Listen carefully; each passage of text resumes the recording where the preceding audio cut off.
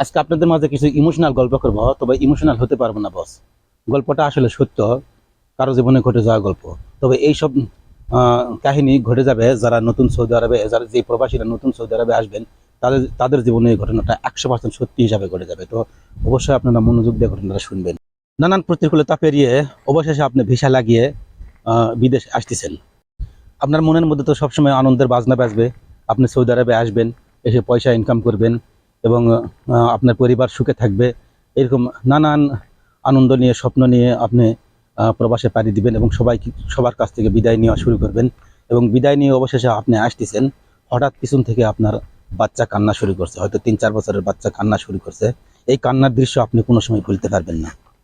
যাই হোক, হয়তো কান্নার দৃশ্য ভুলতে পারবেন, হয়তো প্রবাসে আসবেন, পয়সা ইনকাম করবেন, নানান স্বপ্ন নিয়ে আসতেছেন, হয়তো এর ভিতরে আপনি কান্নার দৃশ্যটা ভুলে যাবেন।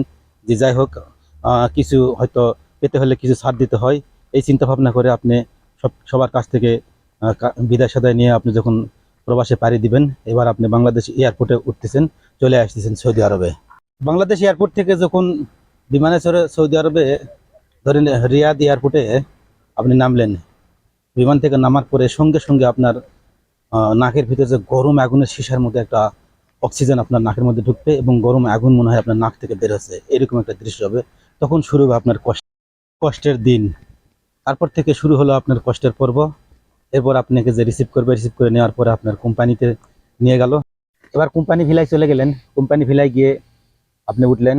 এরপর আপনি দেশ থেকে আসছেন, আপনার দেশে আহ, স্ত্রী সন্তান মা বাবা সবাইকে ছেড়ে আসছেন এবং ঋণ দানা করে আসছেন। এরকম নানান টেনশন এবং গরম আবহাওয়া, গরম অক্সিজেন, গরম বাতাস, এসব নানান এর সাথে আপনি মানিয়ে নিতে পারবেন না, আপনার মনটা অনেক খারাপ হয়ে থাকবে। এবং যখন কোম্পানি ভিলায় উঠলেন, ওঠার পরে আপনাকে কোম্পানির লোকজন সান্ত্বনা দিবে তো কি, তার উল্টা আপনার রিয়াকশন করবে, এক একজন এক এক কথা বলবে। কেন সৌদি আরবে আসলেন, কেন প্রবাসে আসলেন, কেন কি করলেন, এই অবস্থা খারাপ, এই অবস্থায় আছে, নানান কিছু। কেউ আপনাকে সান্ত্বনা দেবে না। এর থেকে আপনার আরো শুরু হবে টেনশন। এরপর আপনি ডিউটিতে গেলেন, সকালে ডিউটিতে গেলেন। ডিউটিতে গিয়ে আপনার সিনিয়ররা বা আপনার সুপারভাইজার বা আপনার যে মুদির আপনাকে নিয়ে আসলো, নিয়ে আসার পরে ডিউটিতে নিয়ে আসার পরে হয়তো আপনি নতুন মানুষ, কোনো কিছু চিনেন না। হয়তো আপনি একটা স্টার ড্রাইভার চিনবেন না, বা আপনি প্লাস চিনবেন না, হাতুড়ি চিনবেন না। হয়তো এগুলা এই দেশে অন্য নামে পরিচিত, ঠিক আছে? আপনি চিনবেন না, আপনাকে এই দেশের নামে বলবে এবং বলে আপনাকে নিয়ে ক্রিটিসাইজ করবে, হাসাহাসি করবে, রাগারাগি করবে।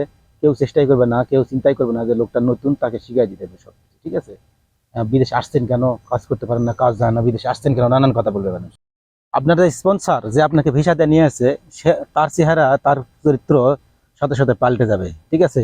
আপনাকে দেশে থেকে যখন ভিসা দিয়েছিল, যখন আনার সময় নানান মিষ্টি কথা বলছিল, নানান ধরনের মিষ্টি কথা বলে আপনার কাছ থেকে টাকা পয়সা নিয়ে ভিসা দিয়ে আপনাকে আনছে। আনার পরে 2 দিনের ভিতরে তার চেহারা পাল্টে যাবে, তার কথাবার্তার সুরে পাল্টে যাবে।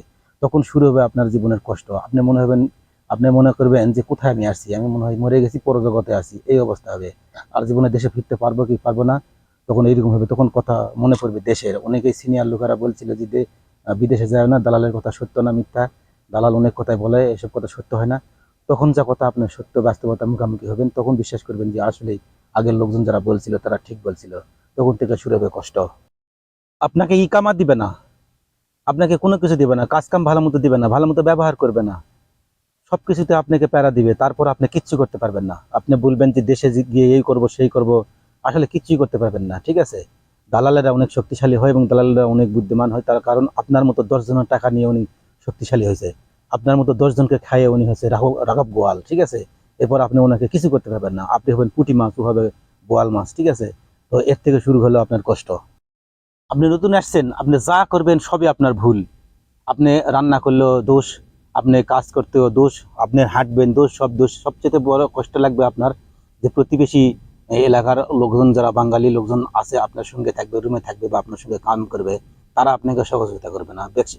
ম্যাক্সিমাম লোক হয়তো 10 জনের মধ্যে, 10 জনের ভিতর 2-1 জন থাকতে পারে হয়তো ভালো, কিন্তু তারাও ওর ভিতরে ওই রকমই হয়ে যাবে, ঠিক আছে?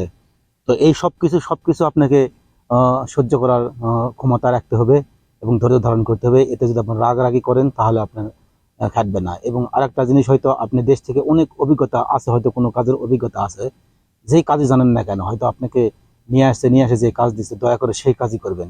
আপনি অমুক কাজ জানেন, অমুক কাম জানেন, এই কাজ বলে আপনার লাভ হবে না। হয়তো কাম জানেন, কাম দেখায় দিবেন, সারা জীবন ওই কাম আপনার দ্বারা করায় নিবে, কিন্তু আপনাকে ওই কামের ন্যায্য মূল্য দিবে না। এরপর আপনার পরিশ্রমের বা আপনার অভিজ্ঞতার কোনো দামও থাকবে না তাদের কাছে। তারা যা বলবে সেভাবে চলতে হবে। এরপরে এইভাবে কষ্ট করতে করতে আপনি যখন ভাষা শিখবেন, কাম শিখবেন, এরপর যা আপনি নিজে একটা ফ্রি লাইফ জীবন ধারণ করতে পারবেন। তবে এর ধৈর্য ধারণ করতে হয়। এর বেশিরভাগ এই ধৈর্য ধারণ না করে বেশিরভাগ ছেলেপেলে যারা বিদেশে আসে তারা কোম্পানি থেকে ভেগে যায়, গিয়ে হচ্ছে এরপর তারা নিজের লাইফকে নষ্ট করে। ঠিক আছে, হয়তো আসার পরে এরকম এক এক ধরনের এক এক ব্যবহার, মানুষের আচরণ, ফোরম্যানের আচরণ, এবং আপনার নিজের যারা ভাই ব্রাদার আছে বাঙালি যারা, তারা আপনাকে এমন ভাব করবে যে তারা হয়তো মনে হয় সৌদি আরবের নাগরিক, আর আপনি হচ্ছে তাদের হচ্ছে চাকর, এরকম অবস্থা করবে। এরকম নানান ব্যবহারের অমানসিকতায় আপনি শুরু হবে, মানে আপনার কষ্ট শুরু হবে। আপনি ধৈর্য ধারণ না করতে পারলে হয়তো এইভাবে আপনি অনেকেই কোম্পানি থেকে ভাগিয়ে যায়, যার পরে আস্তে আস্তে লাইফটা হয়ে যায় অবৈধ।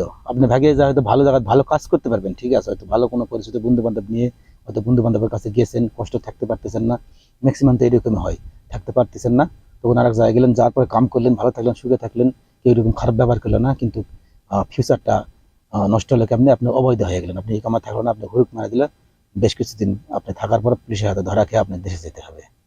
তো কাজে আপনাকে কি করতে হবে, খুব সাবধানে পা বাড়াতে হবে বিদেশ আসার জন্য। অবশ্যই হিসাব নিকাশ করে পা বাড়াবেন। যখন যার সঙ্গে কথা বলবেন বিদেশ আসার জন্য, তার সঙ্গে ফার্স্ট কথা বলবেন সেটা হচ্ছে যারা ফ্রি ভিসায় আসবেন তাদের জন্য ফার্স্ট যেটা করার হবে সেটা হচ্ছে প্রথমে আপনি ইকামা নিয়ে কথা বলবেন তার সঙ্গে। ইকামা 1 বছরে দিতে হবে, এরপরে আপনার কাজের হিসাব, এরপরে আপনার অন্যান্য হিসাব নিকাশ। ঠিক আছে, তারপরে যারা কোম্পানি ভিসায় আসবেন তারা অবশ্যই সৌদি আরবে আসার প্রস্তুতি নেওয়ার আগে অবশ্যই আপনারা কি করবেন, কয়েকটা কোম্পানি সম্পর্কে ধারণা নেবেন, ভালো কয়েকটা কোম্পানি সম্পর্কে ধারণা নেবেন, 5-7টা কোম্পানির সম্বন্ধে ধারণা নেবেন। নেওয়ার পরে ওইসব কোম্পানির নাম বলবেন যে এইসব কোম্পানির ভিতরে ভিসা হলে আমি যাবো। হয়তো দেখে শুনে 5টার ভিতরে যে কোনো একটা কোম্পানি ভিসা লেগে গেল, হয়তো ওই কোম্পানিতে আপনি আসলেন জেনে শুনে। প্রথমে কি করতে হবে, ধারণা নিতে হবে যে আসলে কোম্পানি ভালো, বেতন, থাকা খাওয়ার সুযোগ সুবিধা সবকিছু দেয়, বেতন হয়তো 2 টাকা কম হোক সমস্যা নাই, সব দিকে সুযোগ সুবিধা আছে, এইরকম দেখে ভিসা লাগায় আসার পরে আপনি বছর পর বছর থাকতে পারবেন, তাহলে জীবনে কিছু করতেও পারবেন। তো এই হচ্ছে অবস্থা। তো আজকের গল্প এই পর্যন্তই। সবাই ভালো থাকবেন, সুস্থ থাকবেন। আসসালামু আলাইকুম।